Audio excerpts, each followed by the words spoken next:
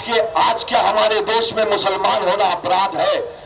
आज क्या हमारे देश में दलित होना अपराध है?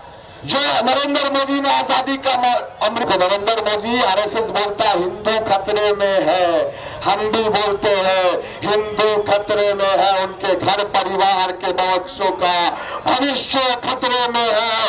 उसी तरीका से ममता बनर्जी ने खास करके मुसलमानों को अपने वोट का विपत्ति बना दिया है। आज यहाँ पे जुड़े सभी को संग्रामी अभिनंदन बोल करके अपनी बात को शुरू करता हूं। 2011 के बाद से पूरे पश्चिम बंगाल के अंदर खास करके धर्मतल्ला को किसी के बाप का जिम्मेदारी बना दिया गया था। उस राजनीतिक दल का नाम है तृणमूल कांग्रेस। आज ममता बनर्जी से कहना चाहेंगे कि आओ धर्मतल्ला में वामपंथी छात्रों का ताकत चेक करके जाओ, आओ देख के जाओ कि धर्मतल्ला को छावनी में जिसने हमेशा तब्दील किया था, जिसने कल रात तक पुलिस को इस्तेमाल करके, पुलिस को व्यवहार करके हमारे सभा को अटकाने का कोशिश किया था। आज देखो कि हम नया इतिहास लिखना चाहते हैं। क्या हाल है पूरे देश के अंदर? 2014 से पहले एक हुकूमत, सबका साथ सबका विकास, हर घर मोदी, घर घर मोदी। जब भी आप टीवी खोलते थे आपके नजर के सामने मोदी आ जाता था हाथ जोड़ करके कि 2 को रोजगार देंगे, सभी को शिक्षा देंगे, कृषक को अधिकार देंगे, श्रमिक को अधिकार देंगे। आज 2014 के बाद 9 सालों से हर एक जगह पे, हर एक यूनिवर्सिटी में, जो केंद्रीय यूनिवर्सिटी है, run by the government, operated by the government, but उसको खोखला किया गया। जवाहरलाल नेहरू यूनिवर्सिटी में इतिहास गवाह है, फिर अंधेरे रात में पुलिस को रुका करके हमारे स्टूडेंट्स के ऊपर आक्रमण किया गया। आज सीसीटीवी का लेकर के बहुत बात हो रहा है। जामिया मिलिया यूनिवर्सिटी में इसी भगवादारी आरएसएस ने पुलिस को रुका करके सीसीटीवी को तोड़ दिया था। आज भी वो तस्वीर याद है। सीसीटीवी तोड़ने के बाद वहां के साधारण जनरल स्टूडेंट को पीटा गया था। बनारस हिंदू यूनिवर्सिटी, हैदराबाद सोमवार यूनिवर्सिटी हमारे साथी रोहित रमैया को खुदकुशी करने पे मजबूर कर दिया। आज कहाँ है सबका साथ, कहाँ है सबका विकास? कोविड का वक्त तो याद है आप सभी को। कोविड के वक्त में जब आपको पिंजरा में बंद कर दिया गया था, जब आप घर से निकलते थे, जब आप अपने बच्चों के लिए खाने का सामान लेने के लिए निकलते थे, तो पुलिस आपको खदेड़ती थी, लाठीचार्ज करती थी। उसी वक्त इस नरेंद्र मोदी, इस हिंदुत्ववादी गवर्नमेंट ने, आरएसएस ने अंबानी अदानी का दलाली करने के लिए पॉलिसी लाया, नेशनल एजुकेशन पॉलिसी 2020। ये पॉलिसी लाया गया पूरा शिक्षा व्यवस्था को बिक्री करने के लिए, अदानी का हाथ न देने के लिए। सबका साथ सबका विकास बोलने वाला आज रेल अदानी के हाथ में, आज कोयला अदानी के हाथ में, आज बैंक अदानी के हाथ में, आज देश का सभी संपत्ति अदानी का हाथ में। लेकिन नरेंद्र मोदी, अमित शाह, भारतीय जनता पार्टी को बोलना चाहते हैं ये पॉलिसी को बातिल करवा के हम वामपंथी दम लेंगे, क्योंकि श्रमिक का बच्चा भी डॉक्टर बनेगा, कृषक का बच्चा भी इंजीनियर बनेगा और समाज में दंगा नहीं करेगा, समाज को तोड़ करके ला करके परिवर्तन करेगा। इसीलिए आज का हमारा ये प्रोग्राम आप सभी ने देखा होगा। आज चर्चा हो रहा है सिक्का के अंदर सिलेबस को तब्दील किया जा रहा है। आज सावरकर को देश का सबसे प्रिय लोग बना दिया गया। आपने देखा होगा कि मुजफ्फरनगर मतलब देश का ऐसा कोना, जब मुजफ्फरनगर का नाम लेते हैं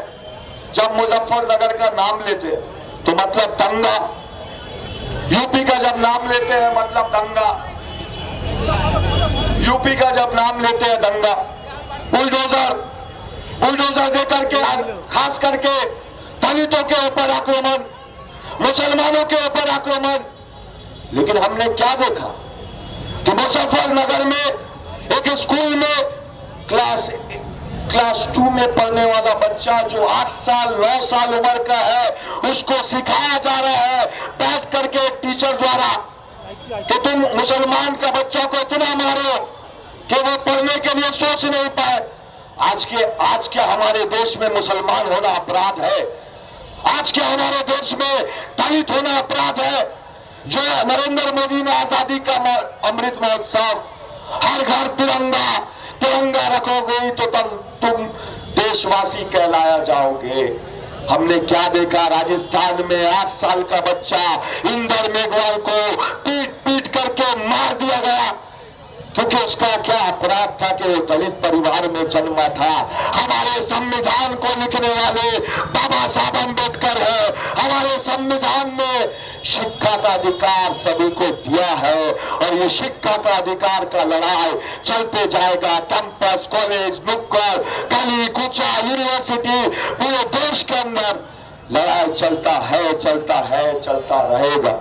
जब बात हम करते हैं नरेंद्र मोदी की, जब हम बात करते हैं नेशनल एजुकेशन पॉलिसी की, जब हम बात करते हैं हिंदुत्व की, जब हम बात करते हैं विभाजन की, जब हम बात करते हैं बुलडोजर पॉलिटिक्स की, जब हम बात करते हैं लव जिहाद की और मॉब लिंचिंग की, तब पश्चिम बंगाल में भी एक नेत्री है जिसका नाम ममता बनर्जी, जिसने 2011 के बाद एक नारा दिया था, परिवर्तन সবার জন্য শিক্ষার সাথে কাজ। 12 বছরে আমরা কি দেখলাম? 12 साल से हर एक कॉलेज कैंपस के अंदर छात्र संसद निर्वाचन बंद। क्यों बंद? किस लिए बंद? क्योंकि 75-25 का हिसाब 75% कालीघाट में देना पड़ेगा, 25% सब छोटा मोटा गुंडा मिल बांट के खाएगा। इसीलिए कैंपस में छात्र संसद निर्वाचन बंद कर दिया गया। हमारे साथी सुदीप्त गुप्ता को छात्र संसद निर्वाचन और सभी के लिए शिक्षा के लिए लड़ाई करते हुए शहीद कर दिया गया। उसके बाद भी एसएफआई नहीं रुका। आज कैंपस में छात्र संसद निर्वाचन करवाना ही पड़ेगा। आज कैंपस के अंदर कौन दखल लेके बैठा हो? जो class 5 fail, class 8 fail, Trinamool मस्तान, लुम्पेन, गुंडा, सिंडिकेट करने वाला, वो क्या छात्रों का भविष्य के बारे में बात करेगा? क्या वो नेशनल एजुकेशन पॉलिसी को बातिल करने की बात करेगा? नहीं करेगा। अगर नेशनल एजुकेशन पॉलिसी के बातिल करने के लिए अगर कोई संगठन पूरे देश के अंदर लड़ाई कर रहा है, उसका नाम है SFI, student federation of India. जब तक जान है, जब तक जिस्म में एक कतरा खून है, तब तक लड़ाई जारी रहेगा। इसीलिए ममता बनर्जी ने नाटक का मंच से, जो मन से पगलू डांस किया जाता है, जो मन से दंगाबाज बाबुल सुप्रियो भारतीय जनता पार्टी से तृणमूल में आता है, जो मन से दंगाबाज अर्जुन सिंह भारतीय जनता पार्टी से तृणमूल में आता है, उसी मन से ममता बनर्जी ने बोला है कि हम पूजा के बाद इलेक्शन कराएंगे। आज हम बोलना चाहते हैं, इलेक्शन कराओ। यहाँ की छात्रों जो समाज चाहती है तृणमूल का छोटा मस्तान को कैंपस से बाहर उखाड़ फेंकना पड़ेगा, क्योंकि सुदीप्तो, सैफुद्दीन, अनीस, महदुल का शहादत जायज नहीं जाएगा। किसको मिला नौकरी? आज इस धर्मतल्ला चत्तर में 800 दिनों से जोग्य चाकरी प्रार्थी आंदोलन कर रहे। पासी में कोलकाता म्युनिसिपल कॉर्पोरेशन लगभग 24,000 से 30,000 खाली शून्य पद है। नौकरी नहीं मिल रहा है, नौकरी नहीं दिया जा रहा है। नौकरी असल में मिला है भाजपा को। 2011 से पहले अभिषेक बनर्जी को कौन जानता था? अभिषेक बनर्जी ने क्या किया था यहाँ के छात्र समाज के लिए? What was the role of Abhishek Banerjee? Abhishek Banerjee ने सिर्फ एक ही काम किया कि वो अभिषेक बनर्जी ममता बनर्जी का भतीजा है, इसीलिए युवराज बना दिया गया। ममता बनर्जी बोलती है मेरे पास पैसा नहीं, हम नौकरी नहीं दे सकते। पूजा कमेटी को 70,000 रुपये, क्लब को 2 लाख रुपया, कुछ दिन पहले 10 दिन पहले इमाम को 500 रुपया, पुरोहित को 500 रुपया। जो लोग हमें सुन पा रहे हैं इस चक्कर में, धर्मतल्ला के लोग जो हमें सुन पा रहे हैं, अपने नस्लों को बचाने के लिए, अपने नस्लों को, जनरेशन को बचाने के लिए 2 लाख रुपया को ठुकराओ, क्लब को ठुकराओ, कैरम को ठुकराओ और लड़ाई करो शिक्षा के लिए। क्योंकि जो सारा समय कैरम बोर्ड खेलेगा और इलेक्शन के समय ममता बनर्जी ओদের के 3 কাজ দিয়েছে, छप्पा, प्रॉक्सी, वोट लूट करो। ममता बनर्जी उसके साथ बोलती है मेरे पास पैसा नहीं। 4 दिन पहले 4 गुना भाता बढ़ा है, सैलरी बढ़ा है एमएलए का। कहां से आ रहा है वो पैसा? अगर पैसा नहीं है तो ये चीज हो रहा क्यों है?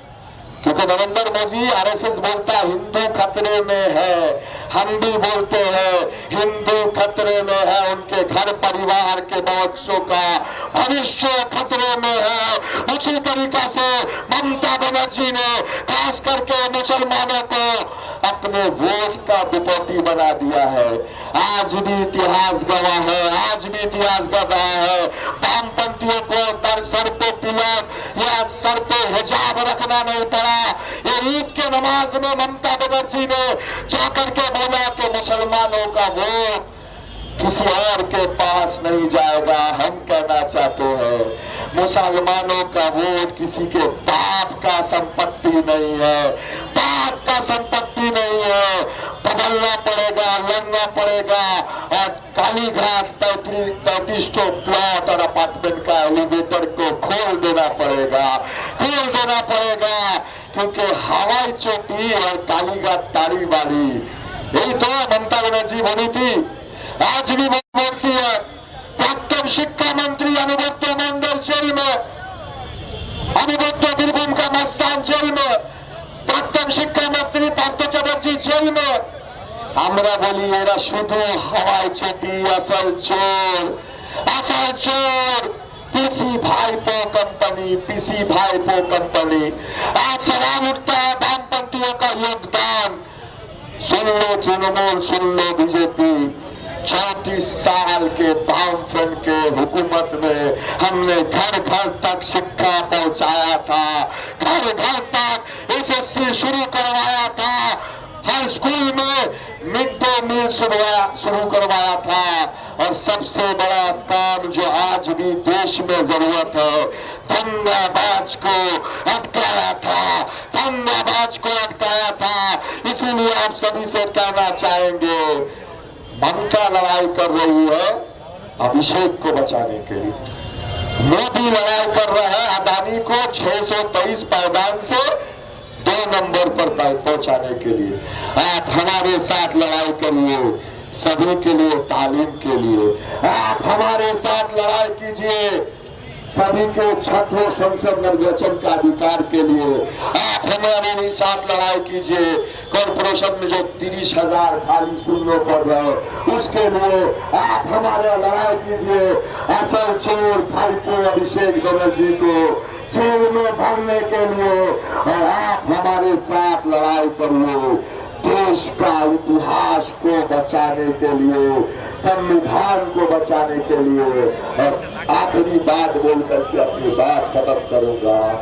वक्त बदल दो, तख्त बदल दो, दामानों का राज बदल दो, इनकलाब जिंदाबाद, एसएफआई जिंदाबाद।